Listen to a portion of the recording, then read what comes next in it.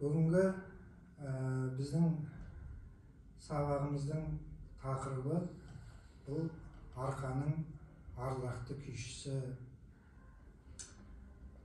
Мынау арқадағы шертпе күйдің негізін қалаған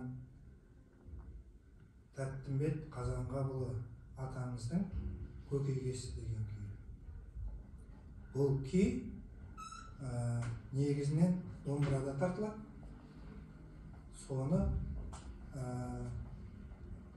белгілі композитор Ермұрат Үсенов ағай қобызға лайықтап, фортепиано мен қобызға лайықтап арнайы нотаға түсірген. Сондықтан бұл дарынды балаларға арналған мектепте оқығаннан кейін сен жалғыз ғана мынау қолыңда ұстап жүрген қобызыңның тарихын ғана біліп қоймай, Қорқыт пен Ықылас бабаларының өмірнамасын біліп қоймай, сен осы жалпы қазақ композиторлар туралы, қазақ домбырашы туралы, әншілері туралы жалпы сен білуің керек. Сондықтан мынау көкейкесінің бұл қандай шығарма деген кезде сен бірденен айтуың керек. Қазанғапұлы Тәттімбет бабамыздың көкейкесі деген күйі. Жарай ма? Бұл шертіліп тартылатын күй.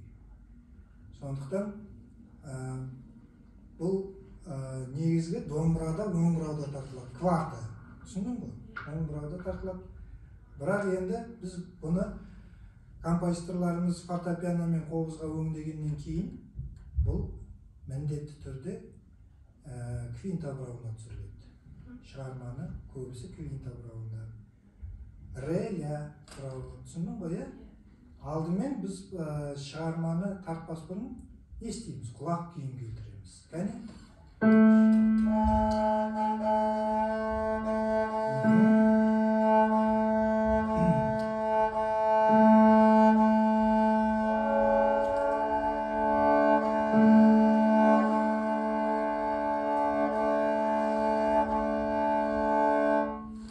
Бастағанда мен саған өлшемін мен беремін, басындағы 4 такты мен саған ырғағын динамикасын бастап беріп, соның артын ер.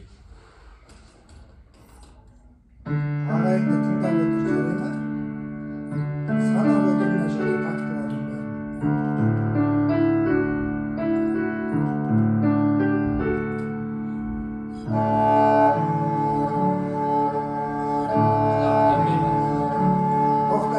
тоқтаймыз. Жаңа сен асығыс құлақ кейін келтіргенде асығыс келтірдің. Түсіндің бе?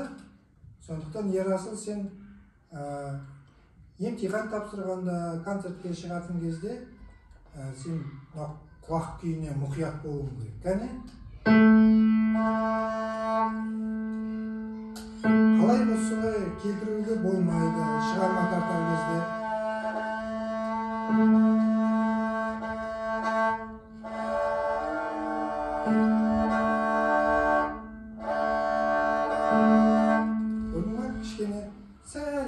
Кетіп алсаң, қазір мынау сол қолдың саусақтарымен қылды басқан кезде қыл тез босап кетеді. Түсіндің ба? Ағайымыз тыңдаймыз. Дайын отырамыз. Жылқымаймыз ысқышта. Еркін жүргіземіз.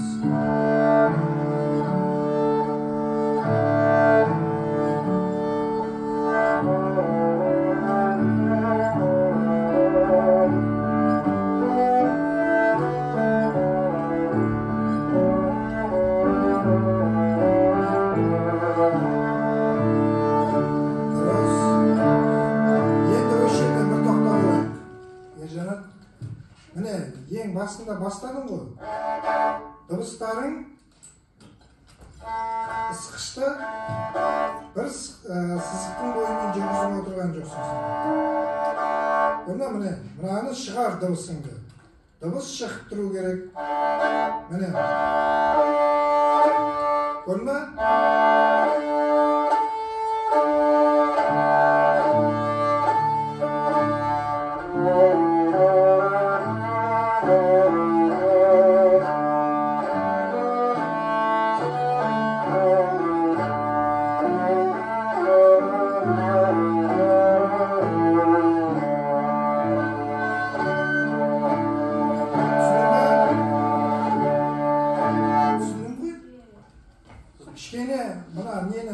басқышты басу керек қобызға, дыбысың шықпайды. Басында фа диез тазал, иә? Міне, Басында өте фа диез дұрыс. тазал, сосын сен солистсің ғой, сен мені өзіммен бір алып жүремін, сен солистсің, иә? Сен жеке орындаушы болғаннан кейін ағайынды тыңдап отыруың керек, сен алға қарай сүйреп отыруың керек. Түсіндің бе шығарманы? Кеттік, кәне басын.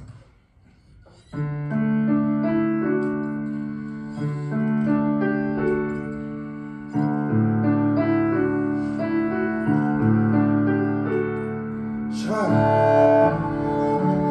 Түгел, бір смет жоқты, түгел ал. Көрінбе, тағы да фадежге түскен жоқсың. Көрінбе? Бірден қобыздан бастайықшы Ержанат. Кәне. Кеттік, жабық шек аламыз. Мына жақтан кеттік, үй. Қорқпа. Бастасаңшы мына жерде, міне. Кеттік. Жоқ. Ашсаңшы. Кеттік, жүргізерміз сықышты. Фадиезге таза түсеміз. Өзі әрбір дыбыстары қадағалап отыр. Дұрыс.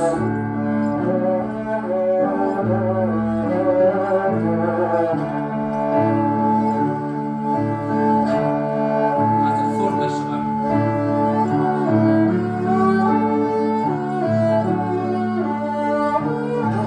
Жоқ, бұл жерде мына дыбыстың бәрін мына жерде жабық алынады. Ми.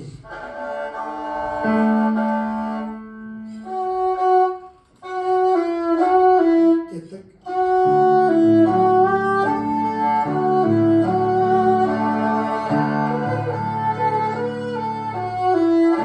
Түсіндің бе? Мына жер жабық алынады. Сен мына жақтан бірінші саусақпен алып отырсың. Сондықтан кішкене дыбыс ноталарына Сосын қарай, Ерасыл, бірінші рет чем мынау астында жүрген, оны кішкене меццо форте несінде, екінші рет үстінде ойланды, қаттырақ естіп оқыдың ба? Форте. бірден тарта бер кет, сол жерден.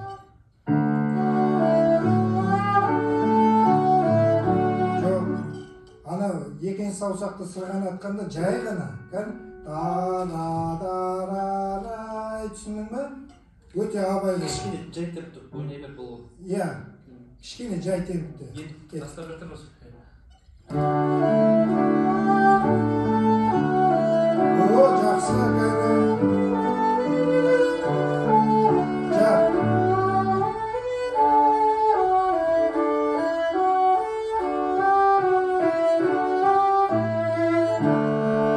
Тағы да бір рет қайталаймыз, үшенім.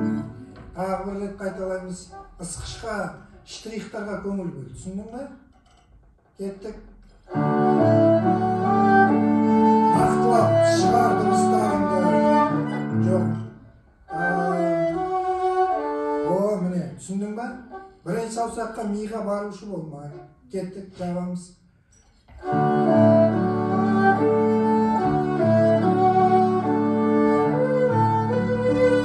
Сиға өте жауапты баруымыз керек.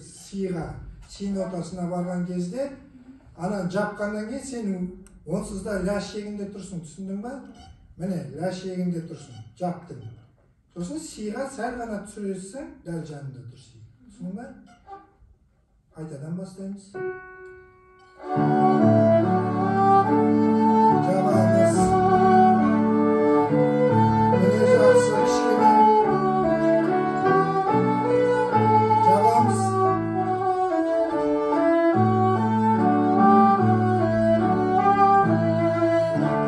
Саусақтарымызды ашамыз кішкене.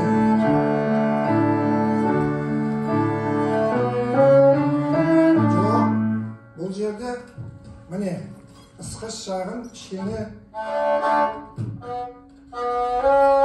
міне екінші саусақпен жылжимыз.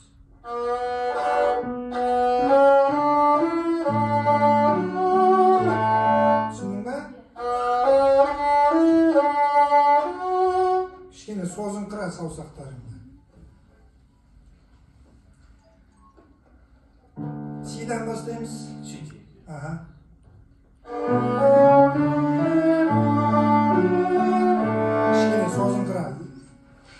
бастайықшы. Сидан.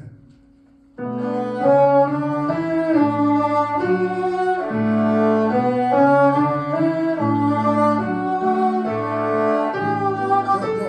Бұл жерде де үшінші саусақпен бару өте ыңғайсызға кетіп жатыр саусақтардың. Түсіндің ба? Міне бірден кеттік ержан, екіншісін ойнайықшы.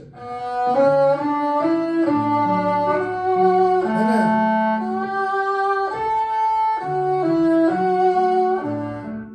Ұқтың ба? Ал ержан сидан біріншісінен.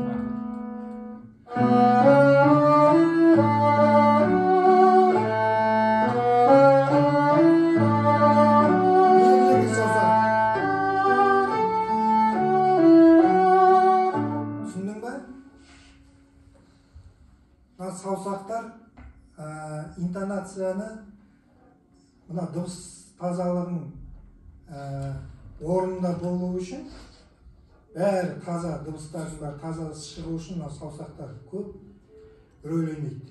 Сосын бірінші сидан жүрген астында қандай белгі тұр мынандай? Қарап ал. Мына бір жерде. Қайық. Қане. Мына жақтарды қарасаңшы. Міне тұр, мынау белгі. Қандай белгі? Кришен. Ол не істеу керек оны? Мынау төрт дыбысты ре алып келіп жай ойнама, бөлек ойнама. Осы ре алып келіп ойнайды. Біртіндеп күшейтесің. Түсіндің ба? Мына белгіні көрген кезде есіңде сақта бол. Біртіндеп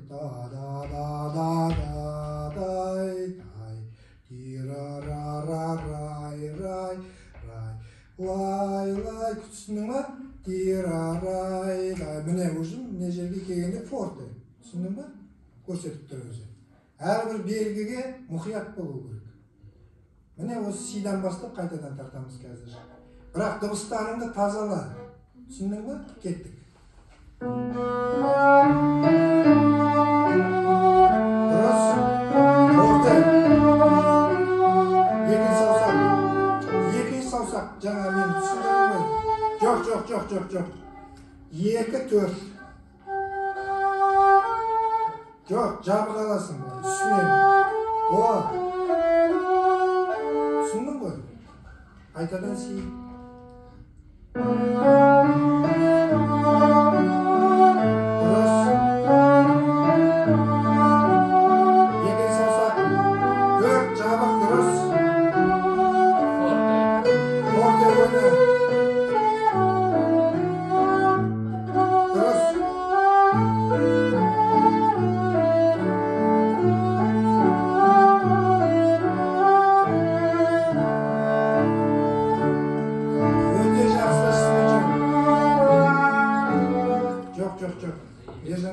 Мында уже басқа тема жүреді, иә? Сосын мына жерде күй болғандықтан мына жерде өлшемдер қайта-қайта ауысып отырады, 4-те 2. Жаңа мына жерде санамай кетті ғой. Соны бұқият бол, иә? Онда бір өлшем емес, көп өлшем бар, ауыса береді. Жаңағы жерден аяқташы.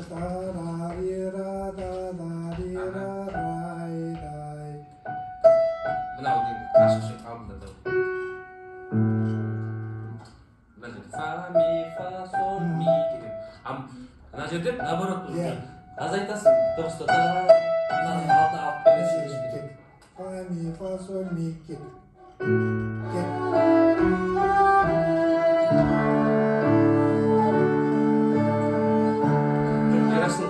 Мына жерде қара, мынау форт деген мынау жаңа тема, бұл тема оның басында болған жоқ, сол көрсет ұқтың ба? Бұл уже әуелі басқаша бұрын алдында болмаған. Мына уже фортаға жүреді. Бірден шығады ғой бұл көрсет соны фортаға, ұқтың ба? Мына жерден жаңағы жерден ойнайықшы ержан. Фа, ми, фа, сол, ми. Жоқ, сықыш былай қарай жүреді.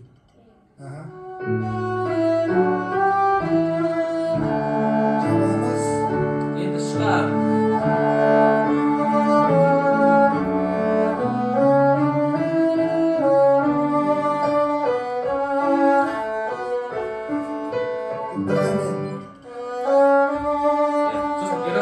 Осы жерде де мына алып келу керек. Түсіндің ба? Кішкене басын қырап жібер мына жерде. Кеттік, ля, си, до, кеттік. Келесі бет.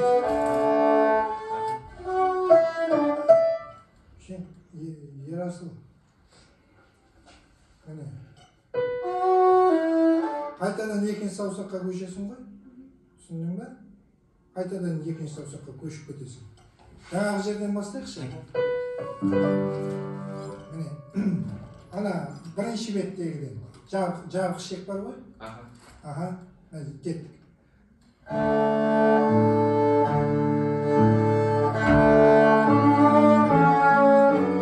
Жоқ. Ашасың.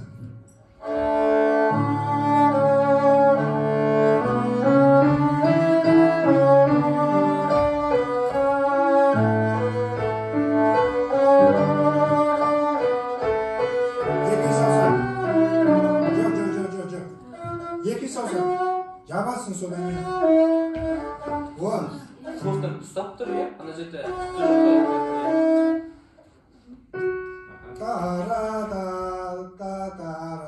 Ары қарай түсіндің ба?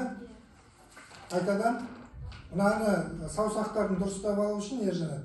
Қайтадан кішкене құлағымызды ше. Көтер, кішкене көтер.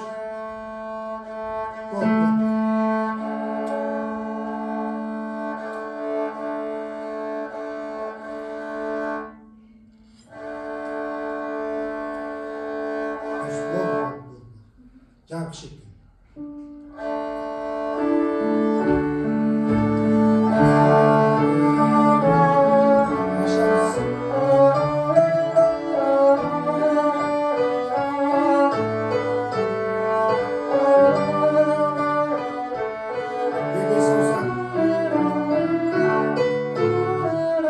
Жоқ, мен саған жабық сөйледім ғой жаңа саған, иә?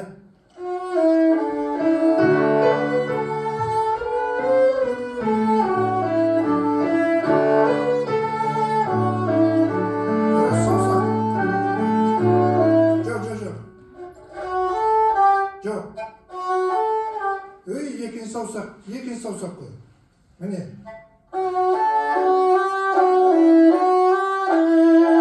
Түсіндің ба? Үш жағынан сен қолымызды бірінші рет көріп тұрған адамсың. Саусақтардың бәрін. Яғнанда істе, иә? Қазір қалдағаннан бастап бәрін істеу керекпіз. Динамикасын, дұрыс саусақтарын. Осы бүгінгі бірінші рет қарап отырмыз ғой мына, не? Мына көкейгесін. Бүгін мұғалім не айтады? Концертмейстер не айтады? Бірден соны жасап отыруың керек сен. Динамикалық белгілері бар. Айтылған нәрселердің бәрін, саусақтар бар, штрихтар бар, штрихтарға қарап отыруың керек сен. Түсіндің ба? Ержанат бірінші жаңағы ашық шектен бастайықшы қайтадан. Мына саусақтары үйренсін.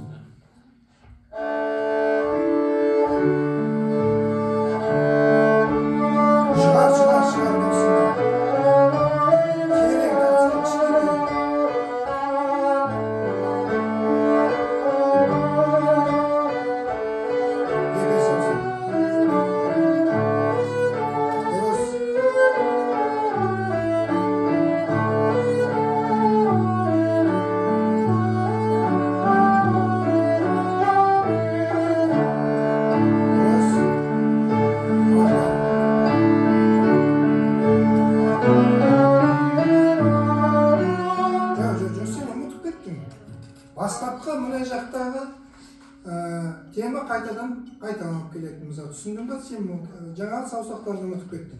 Екімен жылжы деген. До, түсіндің ба? Бұл жерде бөлесің, кәне? Сос қолында. До.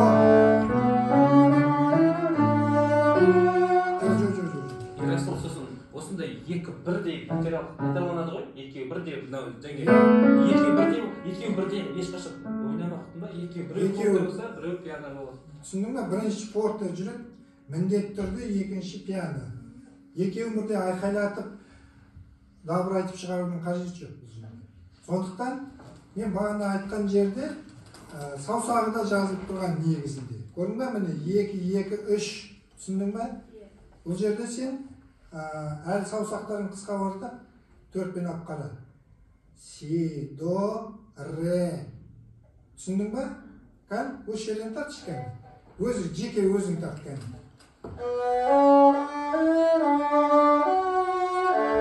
Енді осыны қайталайсың. Пиано.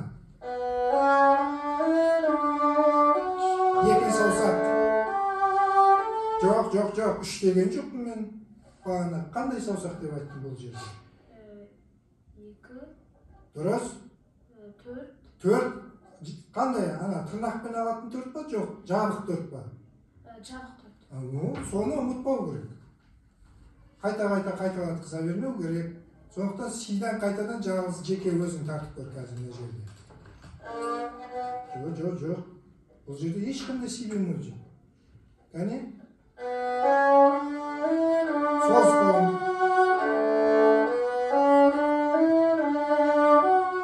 Екі саусақ. Ал жаңа сен не айттың маған?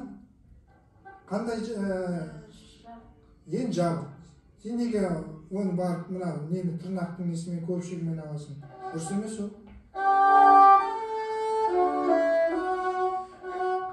Бұған да сен вибрация беруің керек мынағанда. Жапқаннан кейін сен алуың керек. Кәне алшы 2-4. Енді бірге тартып көрейік. Ержанат бақылап отырасыз. Жарайды ма? Си кеттік.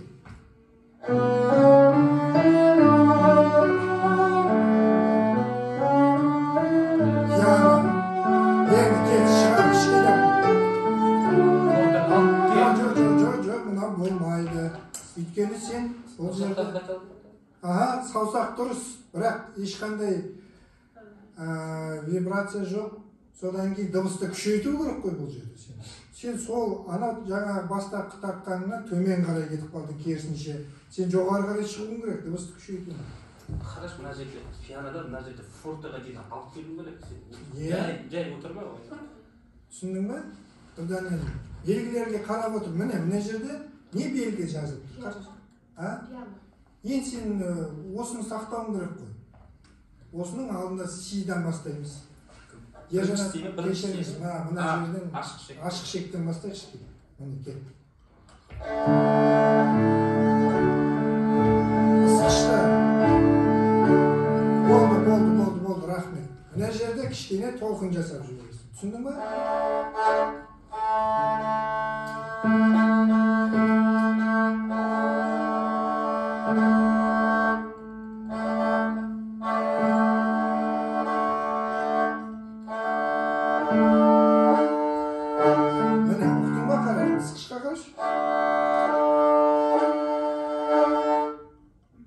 Түсіндің ба?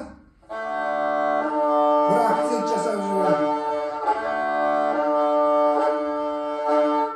Осындай акцент керек болып тұр мына жерде. Түсіндің ба? Шапшаң. Жоқ, сен өзің солист екен деп өзің бастай беруге болмайды. Ағайыңа қара. Ағайыңмен бірге жұмыс істеуіміз керек. Түсіндің ба?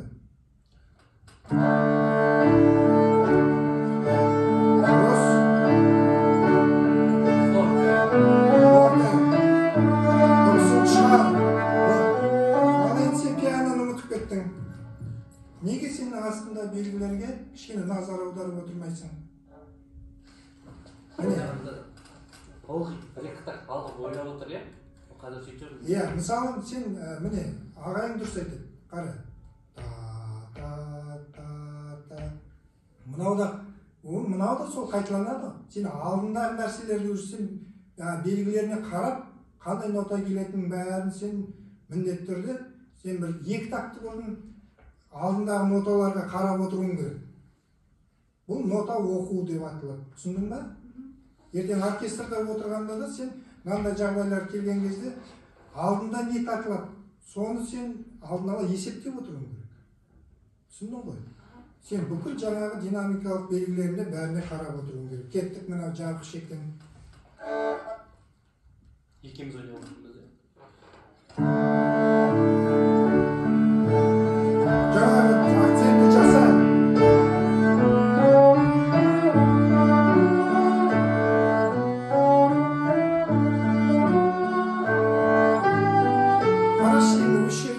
Ертеден сол баяғы бір ақыспен ғана келе жатсың сен.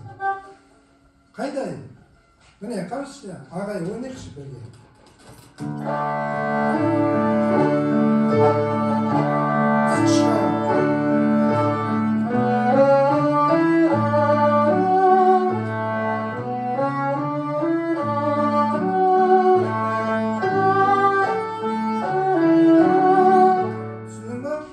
Дыбыстарыңды күшейтуің керек еді. Сен әлі сол бір қалыпты дыбыспен отырсың. Тіпті бір қалыпты емес, сен мүлдем түсіп кетесің осы жерде. Кәне? Ашықшы, ағайыңа неге қарамайсың? Қара. Кәне?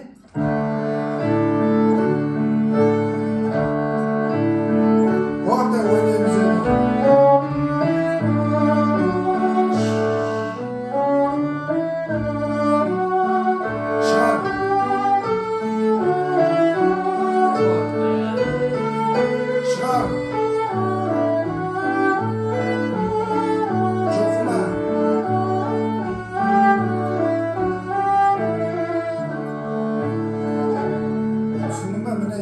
Жоқып жіберді. Бұл жерде вибрация мен трелдің айырмашылығы жер мен көктей. Ерасыл. Трел деген ол өзінше бір бөлек жазылып тұрады. Трел деген мынау пиано сияқты, форт сияқты жазылып тұрады. Түсіндің ба? Трел деген белгі тұрады. Сен трел тартпауың мына жер өзіңді рөлінде ешқашан тұрмайды. Қарасың, фортаға келдіңіз, сосын қайтадан кетеміз, қайтадан бірдеңе болды постоянно. Соны қара, сонда. Содан кейін интонациямен жұмыс істеу керек саған. Қол, саусақ қай жерге түсіп кетеді, сол жерден дыбыс шығарып өте беретін болсаң, ол сол бойына сенің құлағыңа сіңеді да ертеңгі күні таза тартудан қалатын боласың. Алшақтап қаласың. Осы бастан сен анау шығарманы фортепианомен қосылып тартатын болғандықтан екеуіңдікі бірдей болып шығады. Дыбыс, тазалық, интонация дейміз. Түсіндің ба? Қайтадан жабық шек аламыз, ашық жабық кеттік. Акцент жаса. Дұрыс. Болды. Жоқ, кешір. Ешқандай сенде алға жылжу жоқ. Көрдің ба, сен әшін кетіп отырсың. Міне. Бұл жерде вибрацияны беру керек. Содан кейін оң қолдағы қысқышты қылға басып шығару керек. Порты деген сөз. Түсіндің ба? А пианода мүлдем артқа кетіп қаласың. Екіншісінде. Оғып отырсың ба? Ағандар, екінші бетінде де осындай болды ғой. Иә, мына жақта да тура сол саусақ сол тема қайталанады. Штрихтарда ешқандай өзгеріссіз. Бұл жерде де сол. Кәні.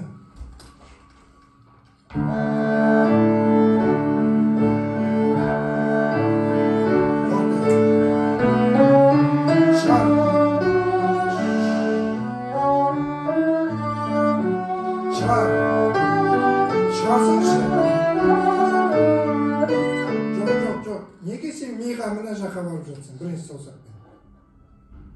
Болмайды, миға. Бұны жабық алу керек. Болды, енді бір рет қайтылайық, ары қарай кетеміз. Кет. Белгілерін сақта, мектеп түрде. Кеттік. Болды.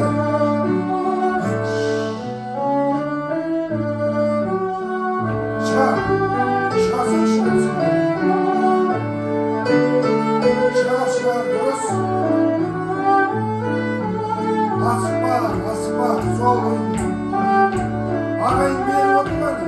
Ереге қаттырақта кішкене.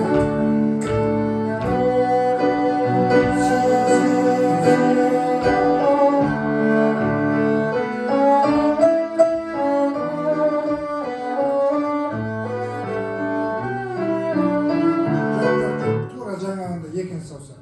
Қай жер? Сиді тартар, си ереге. Міне, си. Ерасылында өрт сиді де бірдей ойнамай, көрдің ба? Өсіп отырады. Міне, Қандай белгі айтты жаңа ағайын? Жаңа ақырындап сосын күшейеді. Иә, сен бәрін бір екі тартуың керек, кеттік сыйдан.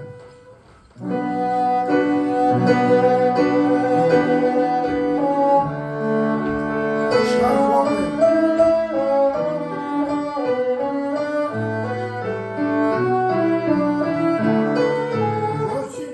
Әрине шатасасың сен. Бұл жерде тағы да сен миға бірінші саусақпен кетіп қалдың. Әрине ол жерде міндетті түрде шатасасың. Сен миге мына жабық алуың керек. Түсіндің бе? Мына жерден тас си до ре ми кет. Си до ре ми ре кет. Шығар.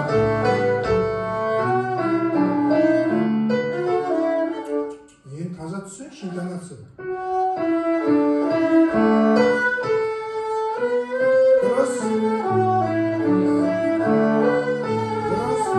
Тірек алма.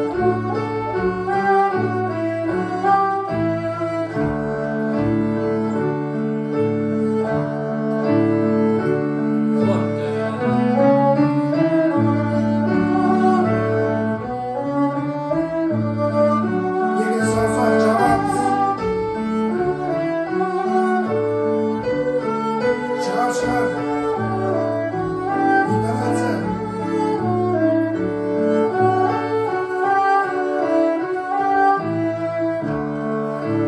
Қара, сен штрихін қалай кетіп қалдың? Көрдің бе, сен бір жерде бөліп тастадың. Ереке, ашып жабатын жерден тартыршы, соңына кеп қалдың. Міне, кеттік. Құлағымыз өтті. Көтір.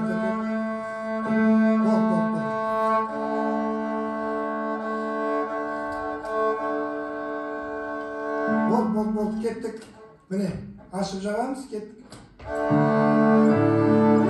Акцент ұмытып кеттім.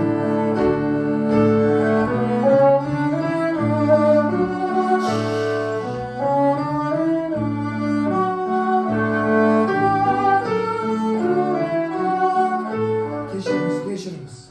Сіз қайтадан мына жердегі дүниенің бәрін, жаңа мына жақтағы дүниенің бәрі тағы да қайталанды. Сондықтан бұл жерде ешқандай қорқудың қажеті жоқ. Ұқтың ба? Өз-өзіңе сенімді тарт. Си до ре ми кеттік. Ағайыңа қара.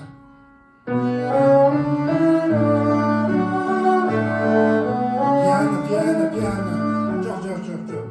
Не фортенің қайсысы, пианоның қайсысы екен білмей қалдық сені. Ереке? Ағаны істедік қой.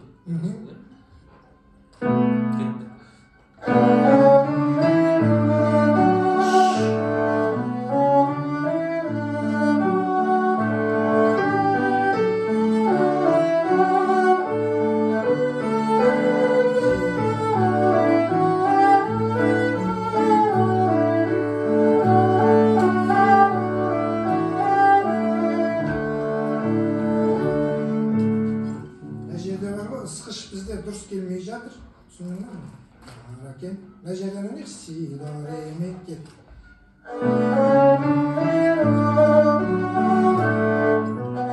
Жоқ. Си до ре ми ре фа. Қайтадан. Қара.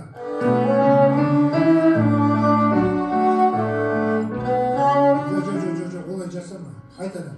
Қалай жазылып тұр солай?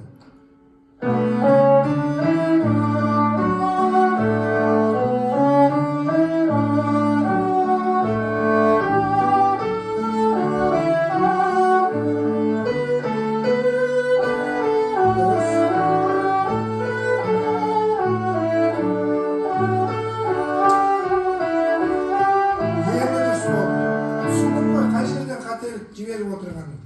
Мына жерде бөлетін жерді сен бірге алып кетіп отырсың. Силя, си. Түсіндің бе? Силя. Көрдің бе?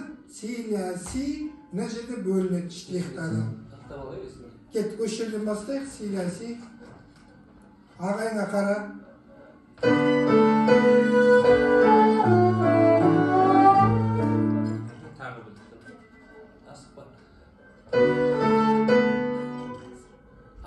Жоқ. мына сидан бастайықшы, екінші сидан. Аха. Си до ре ми кеттік. Жоқ. Осылай, дұрыс.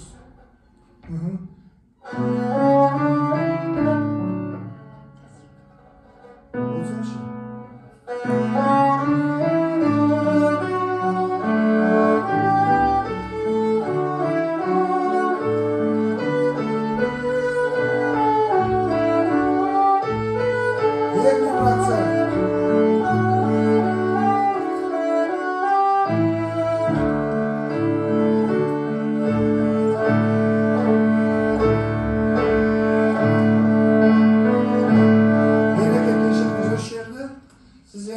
Бізге түсіндіріп айтып өтіңіз.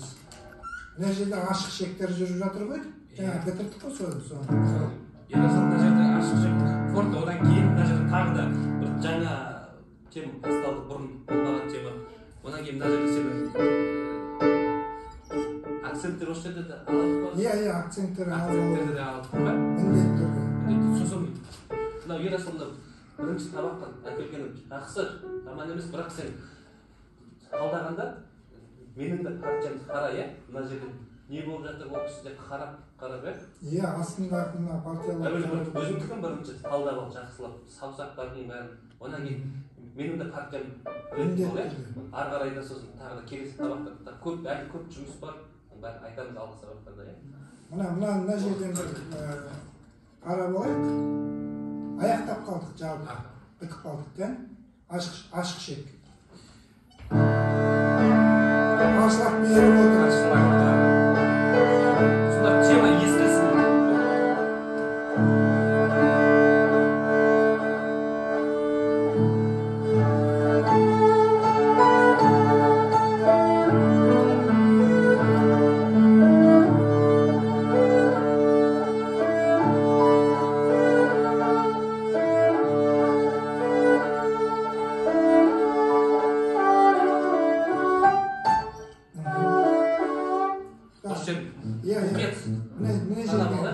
Осы жерден бір қарай, мына жерден қарай. Кеттік.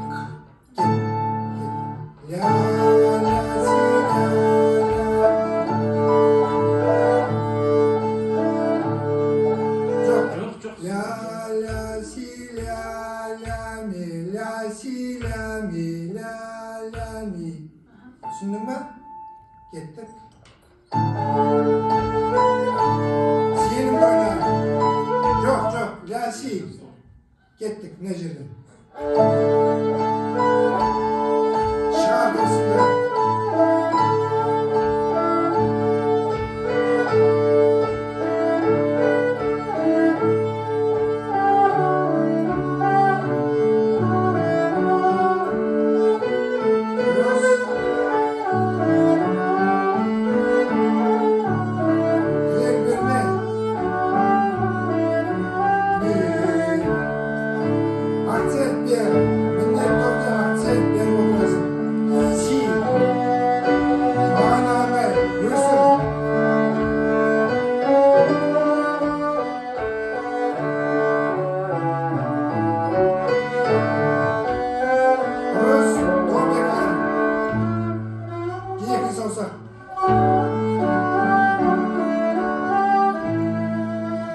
Fermata dұрыс. Асықпаймыз. Ерасыл, сен қазір 7-ші сыныпқа көштің.